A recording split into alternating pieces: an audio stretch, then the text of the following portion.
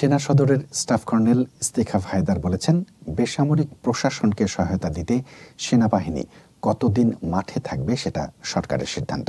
সেনাবাহিনী প্রশাসনকে 60 দিন সহায়তা করবে, এই তথ্যটি সঠিক নয়।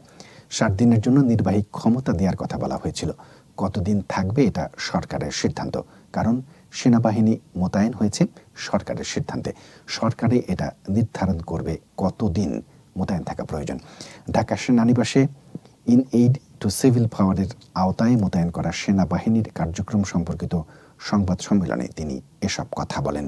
এ সময় তিনি সাংবাদিকদের বিভিন্ন প্রশ্নের উত্তর দেন।